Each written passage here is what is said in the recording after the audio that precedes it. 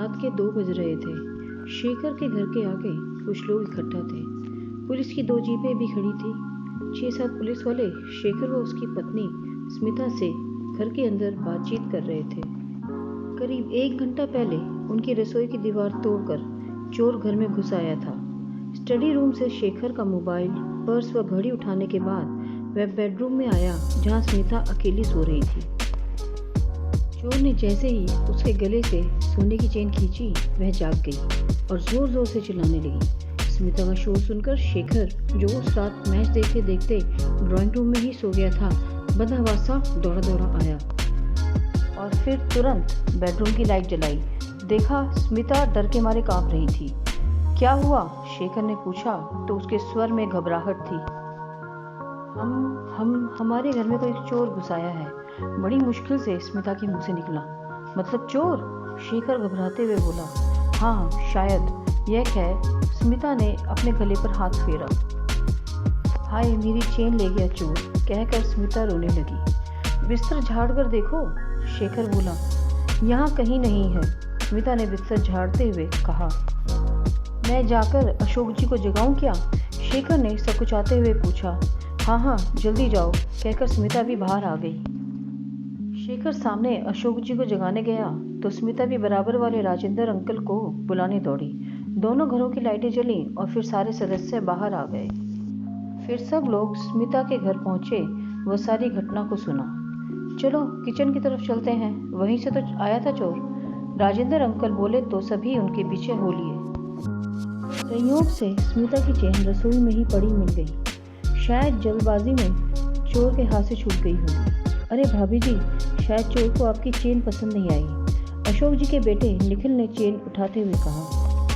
Chain पाकर स्मिता की जान में जान आई। कमबख्त ने कितना बड़ा छेद कर डाला है दीवार में, राजेंद्र अंकल की पत्नी ने चोर को पूछा। अरे ये क्या है, कहकर राजेंद्र अंकल ने पॉकेट से चश्मा निकालकर पहना। चश्मा पहनते ही वे चौंक गए। अरे यह तो चाकू है। बेटा, तुम्हारे पास चोर चाकू लेकर आया था, गनीमत समझो जो बच गई, कहकर राजेंद्र अंकल की पत्नी ने और डरा दिया। निखिल, पुलिस को फोन करो, अशोक जी परेशान से बोले। आधे घंटे में पुलिस भी वहां पहुंच गई। इसी बीच राजेंद्र अंकल ने शेखर के दोनों बड़े भाइयों को टेलीफोन नंबर पूछकर उन्हें भी सूचित कर दिया। वे भी आधी रात को वहां आ पहुंचे। मुजले भैया के साथ उनका 5 वर्षीय बेटा मोंटू भी आया था। चाची, मुझे वह वाला बिस्किट दोगी? उसने अलमारी में रखे डिब्बे की ओर इशारा करते हुए कहा। हाँ, जितने चाहे ले लो, स्मिता ने डिब्बा ही मोंटू के हाथ में थमा दिया। अब तक बड़े भैया भी अपने बेटे मनीष के साथ आ पहुंचे थे। सभी एक ही शहर में थोड़ी थोड़ी दूरी पर रहते थे। शेखर से लड़ाई करके घर से अलग होकर जाने के कारण सभी ने उससे रिश्ता तोड़ लिया था। रिश्ता निभाने की जहमत कभी शेखर ने नहीं उठाई थी।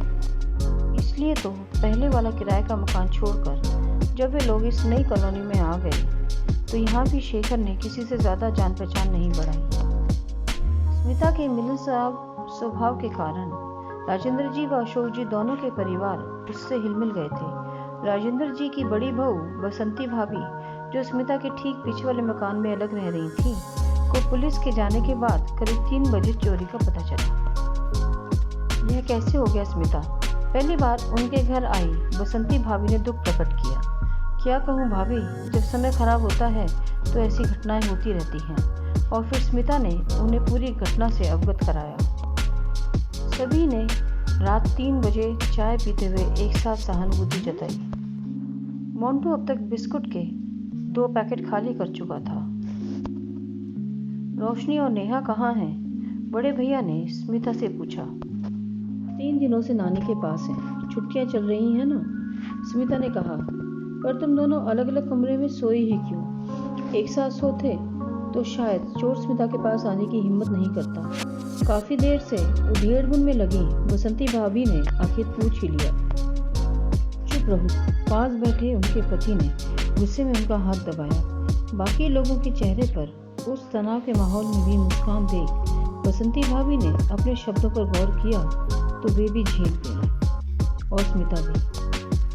चाची, टॉयलेट जाना है, मोंटू दोनों पैरों को आपस में जोड़े हुए बोला तो स्मिता उसे लेकर कमरे से बाहर आ गई। अब तक 4 बज चुके थे। अशोक अंकल का परिवार विदा ले चुका था। थोड़ी देर बाद राजेंद्र जी का परिवार भी सुबह मिलते हैं कहकर चला गया। पुलिस वालों को कुछ खिलाना पिलाना पड़ेगा, तभी वे कोशिश करेंगे। सबके जाने के बाद बड़े भैया स्मिता से बोले। मछली भैया ने भी इसमें अपनी सहमति जताई। शेखर वहीं बैठा सब कुछ चुपचाप सुन रहा था। उसे बातचीत शुरू करने में थोड़ी झेप महसूस हो रही थी। आखिर 2 साल बाद पहली बार दोनों बड़े भाई उनके घर आए थे, और वो भी इस तरह आधी रात को। मछली भैया भी अपने नए मकान में कुछ समय पहले ही अपनी माँ की अनुमति से अलग रहने गए थे। माँ बड़े भैया के साथ थी। लगभग 4:30 बजे तक वे भी चले गए। शेखर को रसोई में ही चटाई बिछाकर सोना पड़ा, क्योंकि दीवार में बना छेद उनके अंदर डर पैदा कर गया था। स्मिता कमरे में सोने चली गई। सुबह करीब 7 बजे कॉल बेल की आवाज़ से दोनों चौंक कर उठ गए। शेखर ने देखा कि दीवार के छेद से बसंती भाभी का 4 साल का बेटा दीपू अंदर आने की कोशिश कर रहा था। कौन है वहाँ? आंखें मलते हुए रसोई के दूसरे के कोने में लेटे शेखर ने पूछा। अंकल, मैं हूँ। मम्मी काफ़ी देर से चाय लिए आपके दरवाजे की घंटी बजा रही है। उन्होंने मुझे इस चोर वाले छेद से अंदर आकर आप लोगों को जगाने के लिए कहा। दीपू मासूमियत से बोला। यह सब सुनकर शेखर मुस्कुरा दिया। तब तक बसंती भाभी भी चाय की केतली लेकर स्मिता के संग रसोई में आ गई। लो भाई साहब, चाय पी लो। मैंने सोचा आप दोनों काफ़ी थके हुए होंगे, इसलिए मैं ही चाय बना लाई। मॉर्निंग वॉक पर आ जा रहे कॉलोनी के दूसरे लोगों को चोरी की जानकारी देने का जिम्मा दीपू को सौंपकर बसंती भाभी फिर से उनके दुख में शामिल हो गईं। थोड़ी ही देर में बहुत से अनजान चेहरे उनके ड्राइंग रूम में मेहमान बने बैठे थे। सभी पहले उस दीवार में बने छेद को देखते, फिर ड्राइंग रूम में आकर अपने दुखों और विचारों का आदान प्रदान करते।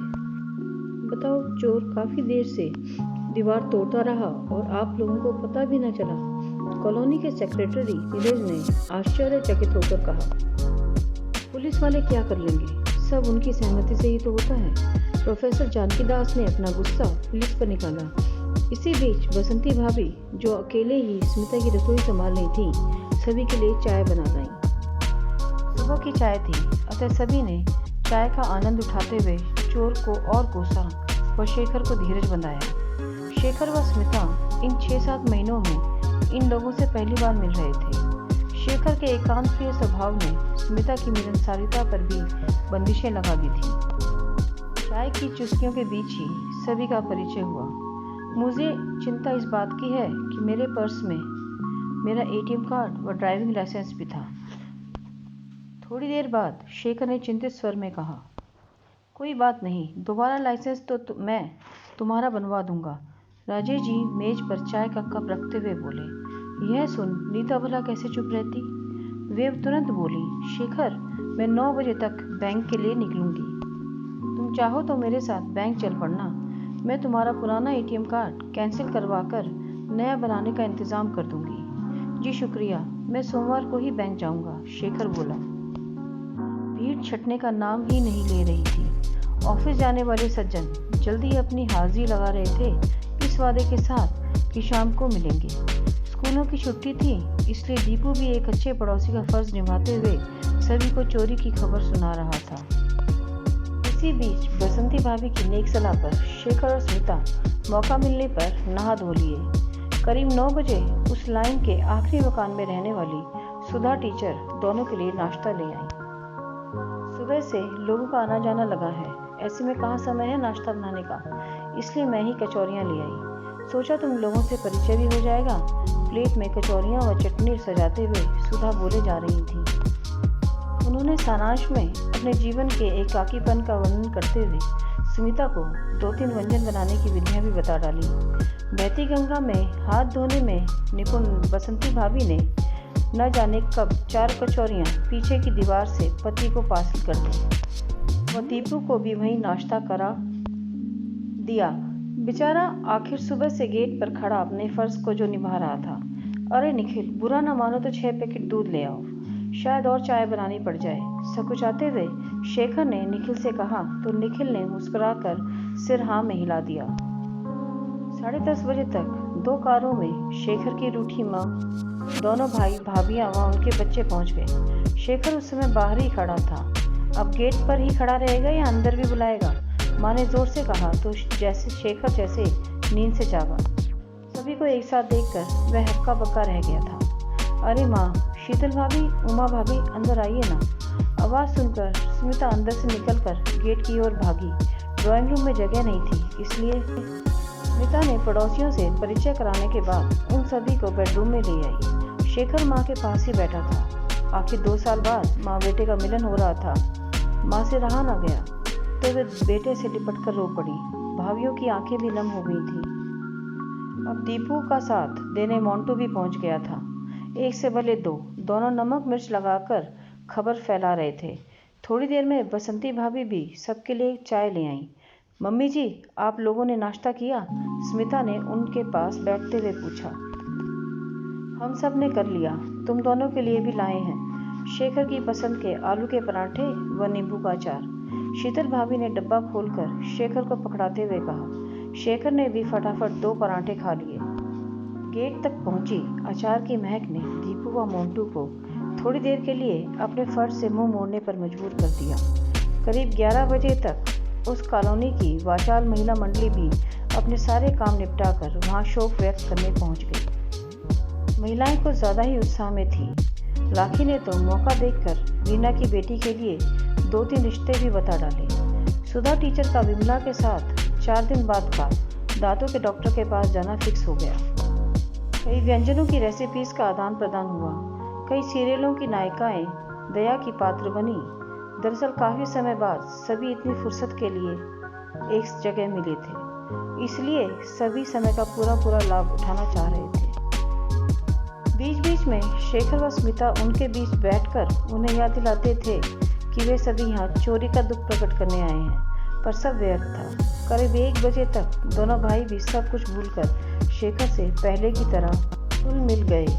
यह नज़ारा स्मिता को अंदर तक खुशी दे गया। उसने तो हमेशा से सभी का साथ चाहा था, परंतु पति के अक्खर स्वभाव के आगे उसकी एक न चलती। महिला मंडली को विदा कर सभी ने खाना खाया। राजेंद्र जी की पत्नी लौकी के कोफ्ते दे गईं तो अशोक जी की पत्नी भरवा भिंडी बना लाई। सभी ने एक साथ खाना खाया। पूरा घर किसी शादी के माहौल से कम नहीं लग रहा था। हाँ, इसमें बसंती भाभी व दीपू का पूरा योगदान रहा। दोपहर को ऑफिस से लंच करने आए अपने पति को भी बसंती भाभी ने वहीं बुला लिया। शाम 4 बजे तक दूसरे शहर से स्मिता के मम्मी पापा भी आ पहुंचे। रोशनी व नेहा दादी, ताऊजी, ताईजी व बच्चों को देखकर बहुत खुश हुई। बड़े बुजुर्ग जहां एक और राजनीति व खेल पर चर्चा कर रहे थे, वहीं बच्चे चोर द्वारा किए छेद के आर पार खेल कर मजा ले रहे थे। ऑफिस से लौटने के बाद फिर से लोगों का आना जाना शुरू हो गया। अब तक शेखर व स्मिता भी ये भूल गए थे कि कल रात उनके घर में चोरी हुई थी। दोनों लोगों की आवभगत में बिजी हो गए थे। शाम को फ़ोन की घंटी की आवाज़ सुनकर बड़े भैया ने रिसीवर उठाया। थाने से इंस्पेक्टर का फ़ोन था। थोड़ी देर बातचीत हुई, फिर भैया बेडरूम में आए जहां बसंती भाभी व घर के सारे सदस्य बैठे थे। शेखर से बोले, थाने से इंस्पेक्टर साहब कह रहे हैं कि तुम व स्मिता थाने जाकर FIR दर्ज कराओ, तभी वे कुछ कर पाएंगे। हमें कोई FIR दर्ज नहीं करानी है भैया, आप ही उनसे फ़ोन पर कह दीजिए। स्मिता के चेहरे पर मुस्कान थी। सभी उसे आश्चर्यचकित नज़रों से घूरने लगे। आप सभी मुझे यूं ना देखें, वह चोर यहाँ से 2-3 चीज़ें ही तो चुरा कर भागा है ना। किसी को शारीरिक रूप से कोई नुकसान भी नहीं पहुँचाया, परंतु उस महान व्यक्ति के कारण 2 साल से बिछड़ी मेरी ससुराल मुझे वापस मिल गई। यहाँ 6-7 महीनों से अजनबियों की तरह रह रहे कॉलोनी वालों का स्नेह और अपनापन मिल गया। मेरे ख्याल से चोरी एक फ़ायदे का सौदा रहा। वह चोर जहाँ भी रहे सलामत रहे। स्मिता ने कहा तो सभी को मिली जुली मुस्कान ने वातावरण को हल्का कर दिया। तो दोस्तों, कैसी लगी आज की मेरी ये कहानी? अच्छी लगी हो तो लाइक कीजिएगा, शेयर भी कीजिएगा अपने दोस्तों के साथ, और नए आए हैं तो सब्सक्राइब ज़रूर कीजिएगा। कहानी में क्या अच्छा लगा कमेंट करके ज़रूर बताइएगा। ऐसी एक अच्छी कहानी के साथ मिलती हूँ नेक्स्ट वीडियो में। तब तक के लिए धन्यवाद।